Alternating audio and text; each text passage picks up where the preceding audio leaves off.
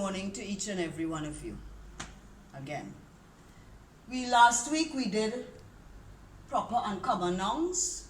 Sure you could remember that. Today we are going on to abstract and collective nouns. Once more, the aims will be to define an abstract noun and a collective noun. Then to identify such nouns, whether they are abstract or collective, and then of course to be able to use them correctly. In anywhere you see an abstract or collective noun, you should be able to identify them. Right, and you should also be able to use it correctly in a sentence. Now, we'll go first with an abstract noun. Let's go now. An abstract noun is a word that shows a quality, a condition, something that is immaterial. So it's a quality. He has a lot of strength. A condition, warmth, very hot, warmth, there's much warmth around. Something that is immaterial, perseverance, loyalty, all those things are immaterial. You cannot feel them, so they are immaterial. As I will continue here, we cannot see, hear, touch, or smell an abstract noun. As I said, immaterial, you cannot see it. You cannot see loyalty. I guess you could see loyalty, but in the true sense, you can't see it as if it's a person. You can't hear it. You can't touch it. You can't touch perseverance. Or you can't smell it, of course. And those examples I have given you will be patience, dedication, justice, perseverance, illness. And of course, there are many, many more. But we'll go on with patience, dedication, justice, perseverance, illness. Right, so that's an abstract noun. Anything that you can't touch. And it is used in the sentence. Of course, we have adjectives that we can turn into abstract nouns. Right, like strong, he is strong, you change strong into strength, and so on. So, pretty easy. You cannot see, hear, or touch, or smell an abstract noun, and we have different examples. Now, remember, this is just a reminder of what you already knew, right? So, it is just to refresh your memory. Now, a collective noun is a name given to a group of things, people, animals, a group of things, a number of things put together. That's what is a collective noun. Example, class, litter, crowd. The crowd is made up of 1,000 persons, right? So that's a crowd, one word for everybody in that vicinity, a crowd. A class, my class has 15 children, so that's a class. Litter, the cat has a litter of 9 kittens. What she gave birth to. So that's 9 kittens, a litter. And then you have, and as I have here, class, litter, crowd, and these are referred to as a unit, as one. A class, even though it has 35 children, we refer to it as a class. One class, a unit. A litter, the cat has a litter of puppies, or not puppies, sorry, cat can't have puppies. A litter of kittens, that's a unit. One classification for all those kittens. And crowd, a lot of people listening to some concert or a lot of people carnival day together. A crowd, that's the name given to everybody there. A crowd. Things that are referred to as one or a unit. Right. So those, and collective nouns, you just have to learn them. You can't, there's no recipe to find it out, no formula. You just have to learn it by heart. Whether it's a school of fish, an army of soldiers, whatever it is, you just have to learn it by heart. Now we have some sentences here in which we will try to identify the abstract nouns. Remember, something that is immaterial, a quality, a condition, you cannot touch it, you cannot see it, you cannot taste it, you can't smell it. So let's go. in this COVID-19 pandemic, workers show loyalty and willingness. We have verbs here. COVID-19 pandemic. Of course, as you would remember, that will be a special name, so that's a proper noun. Workers again, general workers, that will be a common noun. But we have now show, loyalty and willingness. We cannot touch loyalty. We cannot smell loyalty. We cannot hear loyalty. Right? Somebody might say, oh gosh, she's loyal to her mom. Right, fine, or to her teacher. But we can't hear what is the meaning of loyalty in that way. We can't see it. So loyalty here is an abstract noun. And willingness, again, another abstract noun. The person shows willingness. That's an abstract noun. Now, one that is always being said, beauty is in the eyes of the beholder. And I should put a note of exclamation here. Beauty is in the eyes of the beholder. Right? Fine. So we have here again, beauty.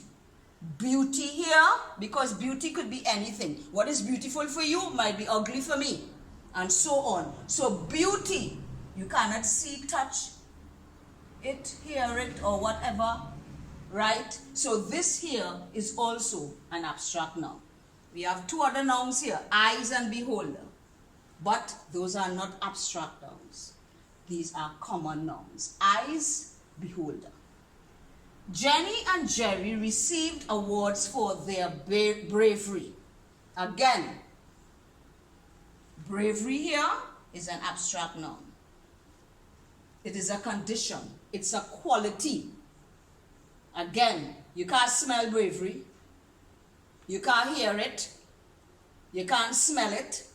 You can't taste it. So bravery is an abstract noun. Jerry and Jenny, you'd remember, capital letters, names of people, proper nouns. Awards, common nouns. Number 4, I have a great fear of snakes. So true. Right, good. I have a great fear of snakes. Snakes is a noun, yes, but it's a common noun. Not a cobra or a mapipi, just snake. So that's a common noun. But fear here, a condition, is the abstract noun. Number 5, we must exercise self-control always. Again, we have no nouns but self-control there. And self-control is not a common noun or a proper noun or a collective noun even. Self-control, a hyphenated word, but it is an abstract noun. Again, immaterial. We must exercise self-control. So those are our examples of abstract nouns. Remember, it shows quality. It is a quality, a condition, something that is immaterial. We can't hold it. We can't touch it. Right? So those are abstract nouns. Now let's go on to collective nouns. Sentences. A troop of monkeys does tricks at the circus. I forgot the word there. Right, fine. So we go. A troop of monkeys. Monkeys, yes, but we want one word to describe all those monkeys or to say about the monkeys. We use the word troop. We just have to learn it. It's a troop of monkeys. T-R-O-O-P. We can say a troop of dancers, but the spelling will be different. T-R-O-U-P-E. So this troop of monkeys does tricks at the circus. This here is a collective noun. A word given and is referred to as a unit. One set of monkeys then. So a troop of monkeys. Now, so that's the collective noun. Number 2, a bunch of bananas was picked by the farmer. Right. Again, not one banana, not 2 bananas, a bunch. You know, a bunch is when you cut the whole thing off the tree. Right? Stalk and all. So a bunch of bananas. You have a bunch of flowers. A bunch of keys, not one key, keys put together. That's a bunch of keys. In your key ring, that's a bunch of keys. So this here, one unit, refer to it as one unit, and this is the collective noun. A bunch of bananas. Right. Number 3, the staff is having a meeting now. Staff is the collective noun. A word given to people working in an organization. The teaching staff, the administrative staff, the staff of whatever school, right? So the staff is having a meeting now. One word given for all the workers under that one company or one organization. That is the staff. They didn't say the typist, the secretary, the boss, the manager. Everybody is meeting. The staff is having a meeting now. Number 4, the dog gave birth to a litter. I use the word litter again, of 6 puppies. Right? She gave birth to 6 puppies, but one word for that unit is litter. So a litter of 6 puppies could be more puppies, but if anything, what could be 2, 3, 4, 5, 6, whatever number, 10. It's a litter for that one set of puppies.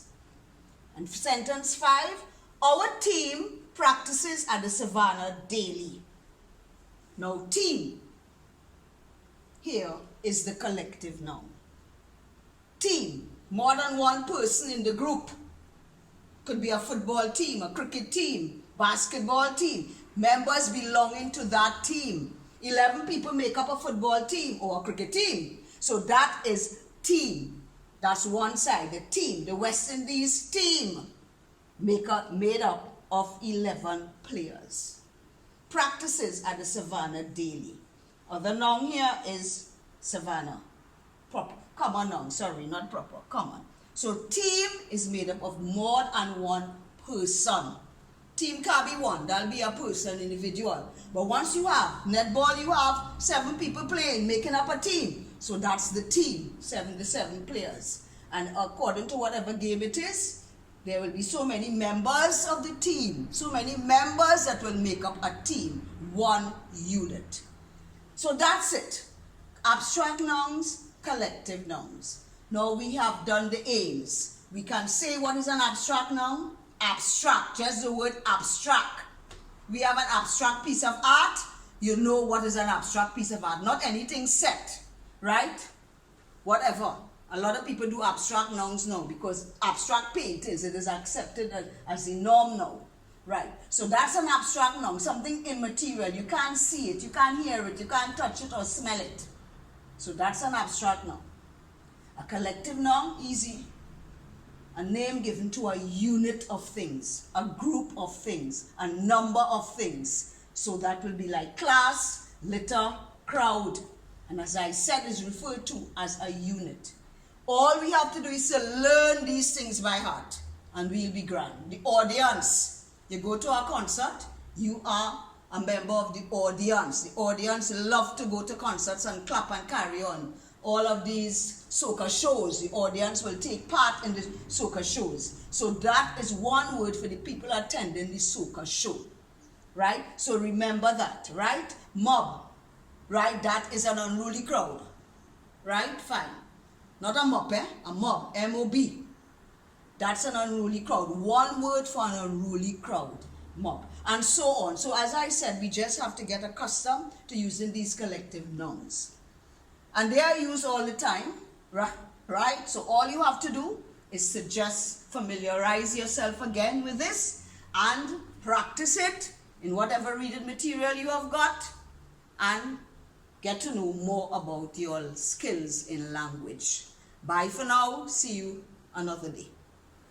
Now, please like, share, subscribe, and also click on the bell for future lessons. Thank you.